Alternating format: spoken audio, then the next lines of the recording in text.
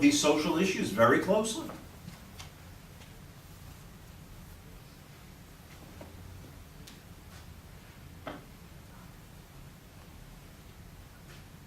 So in fact, one can say that by the late 19th and the early 20th century, the private sector had proven and demonstrated its viability, its effectiveness, its success.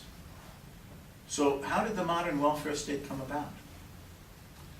Well, it's a very interesting history, and it did not originate in Great Britain. It originated in Imperial Germany. Imperial Germany of the second half of the 19th century was the hotbed of what now we call social welfare state policies. Many of the economists, many of the political scientists, many of the historians rejected that free market economics. Those free market economics is not valid in Germany, it's wrong-headed for England. We reject all of it. We believe that there is a necessary and essential place for the government. And so these economists, who became known as the members in Germany as the German Historical School, said that it should not be viewed as the responsibility of individuals to be concerned with charity, good works, support for the needy in society. It is naturally a duty of the state. The state embodies the will of the people. The state represents the common good. The state is the essence of a sense of community, and therefore it should always be the state who guides and directs this. Now they found a champion in this, of all people, the Chancellor of Imperial Germany. And who was that? The famous Otto von Bismarck in the 1870s and 1880s. Now why did Otto von Bismarck support these welfare state programs being brought into existence and get the Kaiser, right, the German emperor, the Kaiser to go along with it? Well, you see, Germany had been democratizing. It was still an absolute monarchy, but they had established a parliament, which they called the Reichstag. And to the extent that they were extending the voting franchise and more people were voting, a party that emerged and was getting increasingly more seats in the parliament was the Socialist Party, the German Socialist Party, the Social Democrats. And Bismarck and the Kaiser became very concerned that if the Social Democrats kept getting more and more seats in the parliament, they would finally become a majority. And then as a majority, and in spite of the Kaiser being the monarch, they would attempt to implement socialist legislation. And the workers would be won over to a socialist revolution. Well, how to prevent this? Well, what Bismarck said to an American admirer of his, "My purpose in advocating the first social welfare pieces of legislation was to bribe the workers, to have the state provide these things from them, from the existing political order, the conservative parties, the king, the Tsar, the Kaiser. And on that basis, make them feel that the existing order of things was benevolent and caring for them, and then they wouldn't go over to the more radical socialists, that they would support the existing status quo, political status quo." So Bismarck's motive was just everyday corrupt politics, bribing people to support the existing parties. And what did he support? And what was brought into legislation at that time? Well, the first government pension plan, the first national health care, the first worker compensation, the first guaranteed vacations, the first minimum wage, the first programs of pervasive public education. So Bismarck instituted, for politically motivated reasons, to sort of co-opt the socialists, all these networks of what we call today social safety nets that we call the welfare state.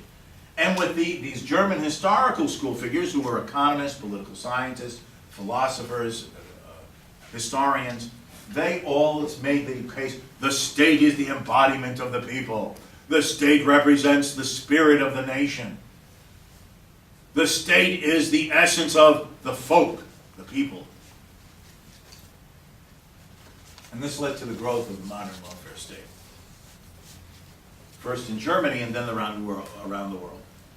How so? Well, you see, Lloyd George, who was prime minister in Great Britain before the First World War, went to Germany on a trip, a state visit, right? The prime minister visiting Germany. And he took with him a junior member of the cabinet, Winston Churchill. You ever heard of Winston Churchill? He took Winston Churchill.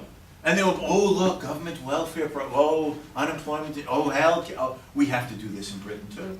So Lloyd George and Winston Churchill come back, and in 1911 they start passing through the British Parliament the first national health care legislations, inspired by Bismarck in Germany.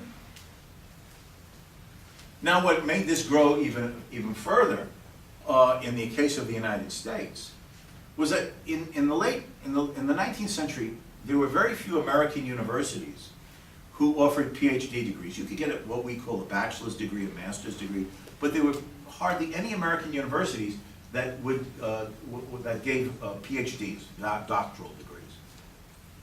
So if you wanted to have like a capstone to your academic career for a PhD, you had to go to Europe. Now some people went to England, right, Cambridge, Oxford, or France, right, the University of Paris, the Sorbonne, but a lot of them were attracted to Germany. To, whether it was a PhD in economics or political science or history, philosophy, sociology, whatever. Also the natural sciences. They all were attracted to Germany. Why? Well, because Germany had this image of they were the nation of poets and philosophers, musicians, advanced culture. Oh, where better to study than in Germany? That modern progressive society, enlightened. So American professors, or graduate students, went off to get their PhDs at the University of Berlin, Heidelberg, Freiburg, Munich, and so on. And they were all imbued with these welfare state ideas from their German professors. And they came back. And they ended up being the herald, the basis of these social welfare reform movements in the United States before, during, and after the First World War, which began to particularly accelerate in being implemented in the 1930s with Franklin Roosevelt's New Deal programs when he was elected president in 1933. That is the origin of these things. It was this idea that the state would bribe people for political support, as in Bismarck's crass, political manipulation sense. This idea, though, the state embodies the common good, it should be taken out of the hands of private individuals. The state speaks for the nation. The state acts for the nation. The state is the nation. Of course, we also know where that philosophy of the state is the embodiment of the nation. The state is the embodiment of the good. All people must be obedient to the state. But that led to 2 German-caused world wars. It's very easy to say, yet the state is the embodiment to give me health care, and to give me my retirement, to give me my housing, to give me a job. And before you know it, you turn and say, Der Führer, please lead Germany to be the master of the world.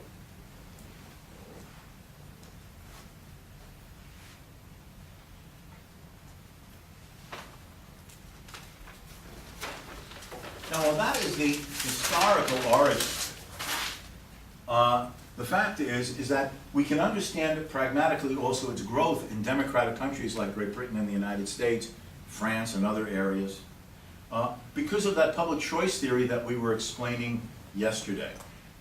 Okay, the fact is that there are strong incentives for interest groups who want to get, as I was saying yesterday, other people's money, for one reason or another, to form concentrated special interest groups and lobby for them, to spend money to have the government tax others in society and then to redistribute that taxed wealth in concentrated amounts towards special interest groups. And that the bias, the skewedness, is towards the special interest groups to lobby, petition, attempt to influence legislation in this way. But the burden of fighting it is dispersed among all of us. You remember that example I used.